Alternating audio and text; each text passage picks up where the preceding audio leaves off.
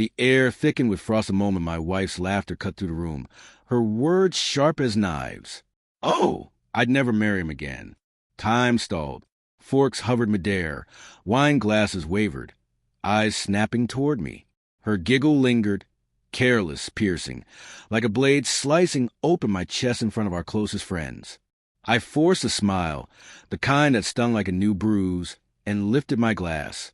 To bad decisions, I said, keeping my voice steady despite the storm coiling in my stomach.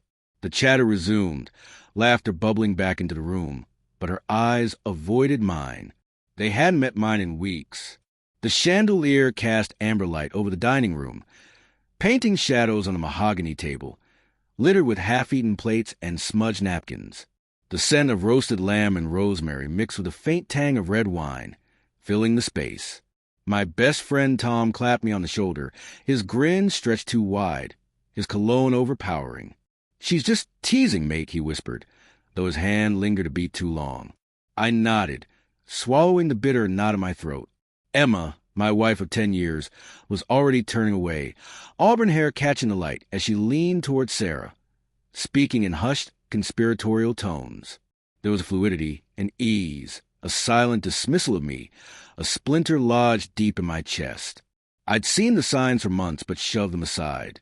Late nights at the law firm, her phone angled just out of view, the way her perfume seemed layered over someone else's scent. I told myself it was stress, the demands of her promotion, the weight of her caseload. But doubt seeps in quietly, insidiously, until every glance, every sigh feels like an admission. Tonight, her words weren't just teasing.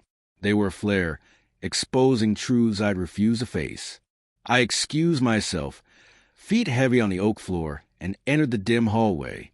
The air was cooler, carrying the faint, musty aroma of old books from my study. My jacket hung on the coat rack, its worn leather a relic from our early days. Road trips, late-night diners, her head resting on my shoulder beneath starry skies. I reached for it, seeking something familiar, grounding. My fingers brushed the inner pocket and froze. Something crinkled, not mine. I pulled out a folded note, soft and worn, as though it had been handled countless times. My heart thundered, a dull drum echoing in my ears. I unfolded it. "Meet me at the usual spot. 10 p.m. Don't tell him."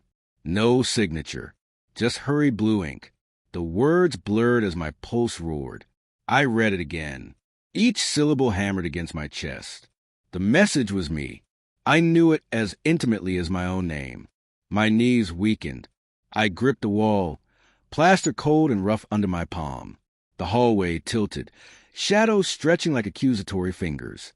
I stuffed the note back into the pocket, hands trembling. Who was she meeting? When? My mind raced, replaying every late night, every vague excuse. Everything fit too perfectly now.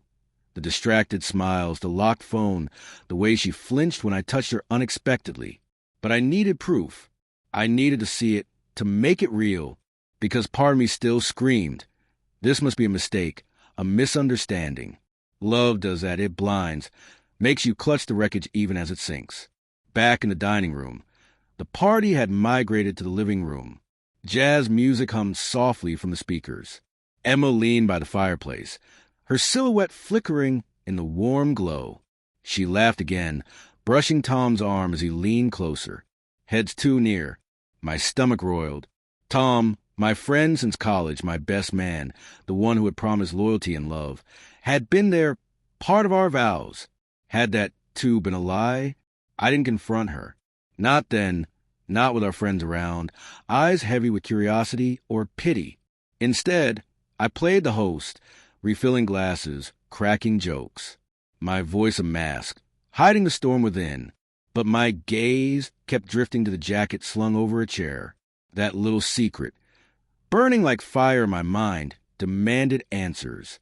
The next night, I waited. Emma said she had a late meeting, her tone casual as she kissed my cheek, lips barely brushing. I nodded, throat tight, watching her heels click across the floor as she left. 10 minutes later, I grabbed the jacket and my keys.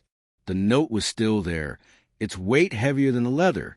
I drove to the usual spot, A quiet cafe on the edge of town we'd frequented in our early days. Irony twisted in my gut like a knife. The cafe sat nearly empty, neon buzzing faintly in the dark. Rain streaked the windshield, smearing light and shadow. Then I saw her. Emma stepped out her car. Coat pulled tight against the drizzle. She didn't go inside. She walked to a bench under a street lamp, where a figure waited. My breath caught. Tom. They didn't touch at first. They sat, heads bowed, speaking in voices too low to hear. My knuckles whitened around the steering wheel.